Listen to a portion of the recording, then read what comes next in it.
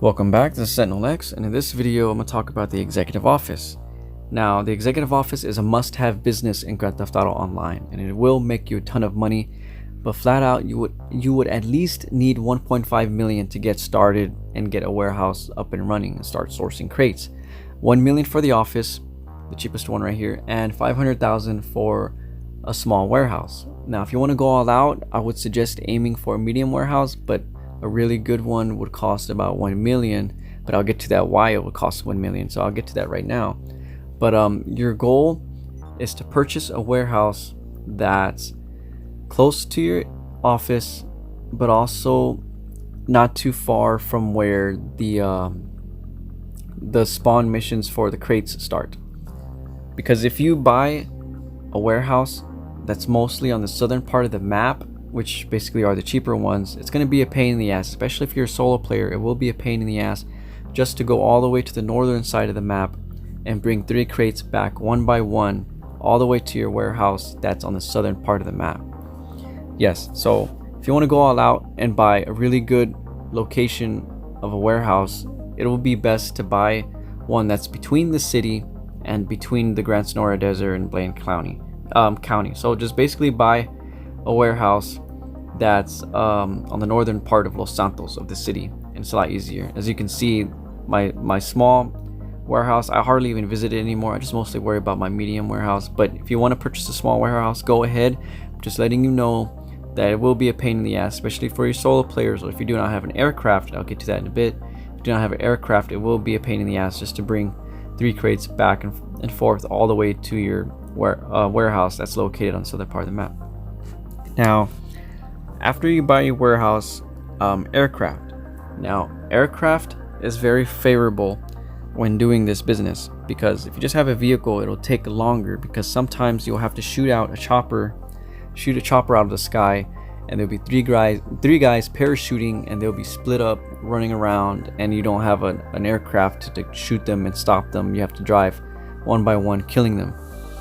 Now, an aircraft, you can actually find an aircraft, even a free buzzard sometimes, in the Gran Sonora Desert airfield out there.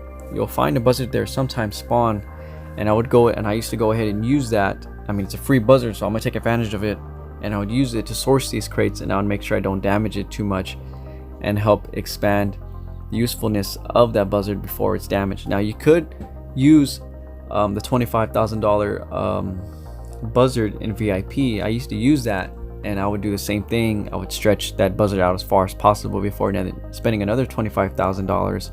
But eventually, once you make enough money, you can save up for an aircraft. Now, the aircraft, instead of buying the buzzard first, I would suggest you buy the buzzard first, but I went towards the Savage. The Savage is just a beast, and it served me pretty well, especially during VIP missions and other missions.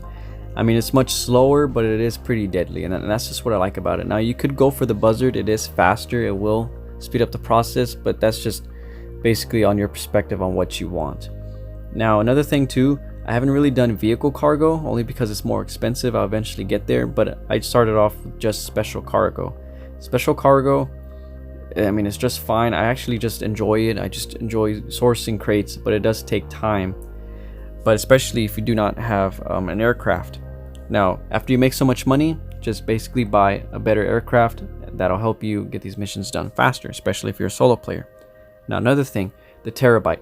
The Terabyte, I didn't have the Terabyte at first, so I have to literally drive all the way back to my office just to start up a mission to source 3 crates, and then again and again and again, and it just takes so much time. Now, the Terabyte, I do suggest you save up money to buy the Terabyte, only because the Terabyte, you can spawn it next to your warehouse, just park it next to your warehouse, and all you have to do is go on your Terabyte and start up a mission to source 3 crates. It's just more time saving. It does help in the long run, but it is going to cost quite a good amount of money too, but that's why you have the warehouse. And with the warehouse, you can source crates and make that money in VIP missions, and it'll help you get to that point. I mean, basically, you have to spend money to make money before you can actually start making money to buy all this cool stuff. Another thing too, don't get distracted and buy useless cars and all that, because in the long run, it's just not really going to serve you well. Just invest in these businesses and all these other mechanics that'll help you save time and money in the long run. thing I wanted to mention as well, when you do buy an aircraft, it's best to buy a warehouse that's close to a helipad.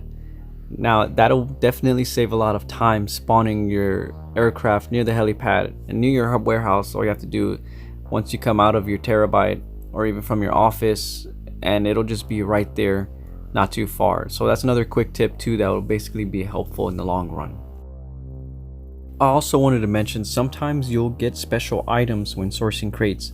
Now the special item, I'm not sure if it's just the only one, but I did get a special item where it cost 30,000, and I was able to get that back to my warehouse, and that 30,000 basically turned into 150,000, and that just boosted my warehouse by a lot.